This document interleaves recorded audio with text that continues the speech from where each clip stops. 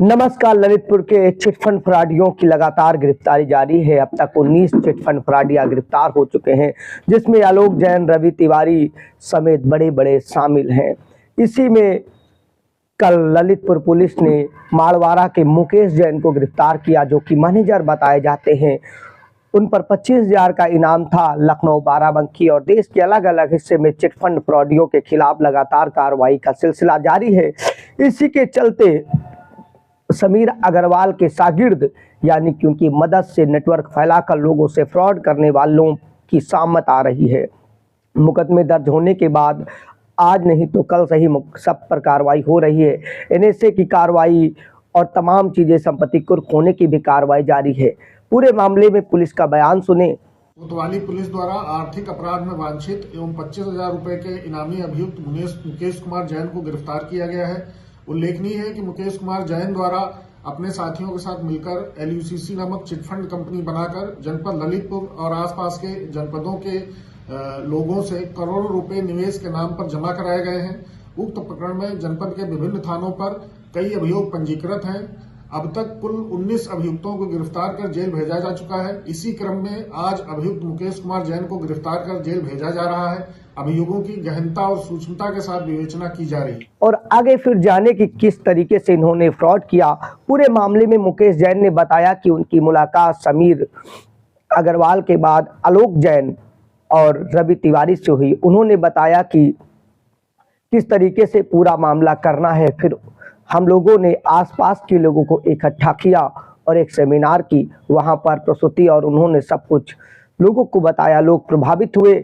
फिर मुझे माड़वाड़ का मैनेजर बना दिया गया और वहीं से ललितपुर के अलग अलग लोगों को हमने कम समय में ज़्यादा पैसा अलग अलग स्कीमों के जरिए देने का झांसा देते हुए लोगों को अपने प्रभाव में लिया। एलयूसीसी का एटीएम और बैंक खोला और उसके बाद फिर से सिलसिला शुरू कर दिया। इनके पास पासबुक, कागज और बहुत कुछ एलयूसीसी संबंधित मिले हैं। ये तो मोहरे हैं एलयूसीसी के।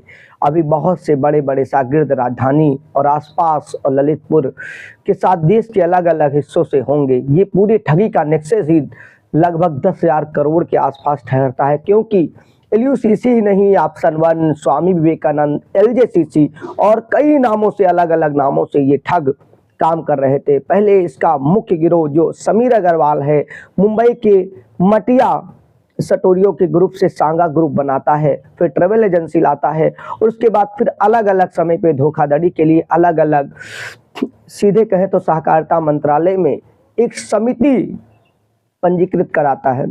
उसका उद्देश्य कुछ और था, कहीं कृषि मंत्रालय तो कहीं कुछ और, कहीं ट्रेवल के लिए, लेकिन इनका काम बिल्कुल उलट था, जिसका लाइसेंस नहीं था। और इन्होंने सभी नीति और नियमों की तो धज्जियां उड़ा दी थी। पूरा मामला 20,000 के ऊपर लेन देन नगद में नहीं, जबकि बैंक के जरिए होना चाहिए, वहां पर भी इन्होंने मनी लॉन्ड्रिंग कानूनों का उल्लंघन किया। यानी हवाला के जरिए जब पैसा जमा होता तो ब्रांच मैनेजर पहले अपने हिस्से का काट के अपने सीनियर को भेजता, वो सीनियर की तरफ पीढ़ी दर पीढ़ी, मतलब सीधे 1, 2, 3, 4 सीढ़ियों से होते हुए लास्ट में नगद में ही कट के ऊपर पहुंच जाता। और एजेंटों को फंसाने के लिए, पीड़ितों को अपने दायरे प्रभाव में लाने के लिए गाड़ी से लेकर अलग अलग क्लब तक चीजें थी। किस्तों पर गाड़ी भी निकला दी जाती। बहुत जगह पर तो एजेंटों के साथ फ्रॉड हुआ है। कुछ बड़े बड़े जानते थे कि फ्रॉड का नेक्सस है, लेकिन छोटों को मोहरा बनाया गया। आज कानून के पचड़े में सब कुछ है, लेकिन जब आगे कार्रवाई होगी, अगर इनकी सभी संपत्तियां जब्त होती हैं, जहां जहां आम आदमी का पैसा लेकर इन्होंने इन्वेस्टमेंट किया है, तो जाहिर सी बात है अन्य कंपनियों की तरह फिर बर्थ सेक्टर 2019 और तमाम कानूनों के हिसाब से इनके पास पैसा निवेशकों को मिलेगा। लेकिन इतनी जल्दी मिलने की रास्ते भी नहीं होंगी, क्योंकि जब तक पूरा नेक्सस करके कोर्ट में जाएगा, चीज़ें आएंगी, फिर प्रूफ होगा किसने कितना जमा किया है। पूरे चीज़ों में 5-10 साल भी लग सकते हैं। विशाल की रिपोर्ट में जब भी कोई अपडेट आएगा, तमाम फराडियों के खिलाफ कार्रवाई की, यानी कि छापेमारी और तमाम चीज़ों की सूचना प्राप्त हो रही है, वेरीफाई होने के बाद फिर हम आपके सामने लाएंगे।